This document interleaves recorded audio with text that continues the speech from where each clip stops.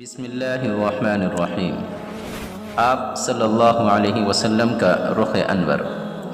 معزز سامعین، ہمارے نبی حضرت محمد صلی اللہ علیہ وسلم کا رخ انور اور چہرہ منور جمال الہی کا آئینہ اور انوار تجلی کا مظہر تھا۔ نہایت ہی وجیح، پرگوشت اور کسی قدر گولائی لیے ہوئے تھا۔ حضرت جابر رضی اللہ تعالی عنہ کا بیان ہے کہ میں نے آپ صلی اللہ علیہ وسلم کو ایک مرتبہ چاندنی رات میں دیکھا۔ میں ایک مرتبہ چاند کی طرف دیکھتا اور ایک مرتبہ آپ کو دیکھتا تو مجھے آپ کا چہرہ انور چاند سے بھی زیادہ خوبصورت نظر آتا تھا۔ حضرت برا بن عازب رضی اللہ تعالی عنہ سے کسی نے پوچھا کہ کیا آپ کا چہرہ چمک دمک میں تلوار کی مانند تھا؟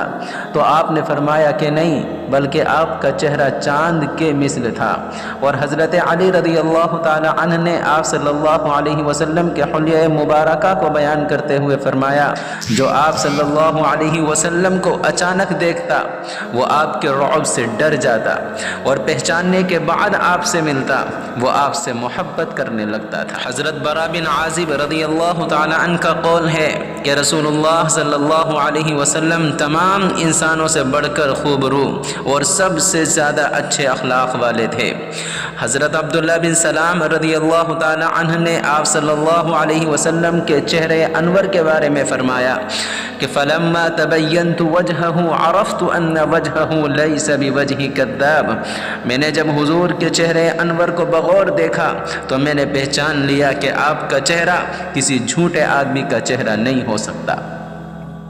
حضرت کعب بن مالک رضی اللہ تعالی عنہ اپنے غزوہ تبوک سے پیچھے رہ جانے کے واقعے کو بیان کرتے ہوئے فرماتے ہیں کہ توبہ قبول ہونے کے بعد جب میں نے حضور اکرم صلی اللہ علیہ وسلم کی بارگاہ میں حاضر ہوا اور حاضر ہو کر سلام عرض کیا تو آپ صلی اللہ علیہ وسلم کا چہرہ انور خوشی سے جگمگا رہا تھا، اور جب آپ خوش ہوتے تھے تو آپ کا چہرہ مبارک یوں نوربار ہو جاتا جیسے وہ چاند کا ٹکڑا ہے۔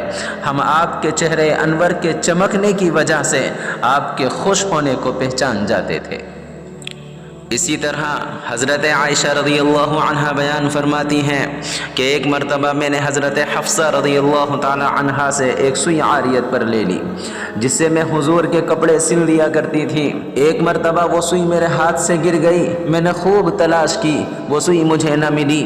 اتنے میں آپ علیہ الصلوۃ والسلام کمرے میں تشریف لائے تو آپ کے رخ انور کی شعاعوں سے وہ سوئی مجھے نظر آنے لگی۔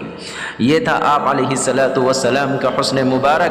حضرت عائشہ رضی اللہ عنہ بیان فرماتی ہیں کہ لنا شمس وللآفاق شمس وشمسی افضل من شمس السماء، کہ ہمارا بھی ایک سورج ہے اور آسمان کا بھی ایک سورج ہے، لیکن میرا سورج آسمان کے سورج سے زیادہ حسین اور خوبصورت ہے۔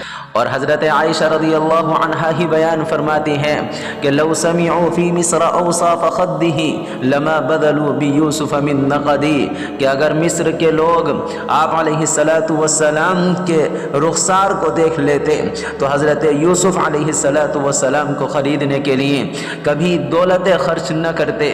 لوامی زلیخۃ لو رأین جبینہ لأصبن بالقطع قلوبہن علی الید، اور زلیخا کو ملامت کرنے والی عورتیں اگر آپ علیہ الصلوۃ والسلام کی پیشانی کو دیکھ لیتی تو دلوں کے بجائے اپنی انگلیوں کو کاٹ ڈالتی۔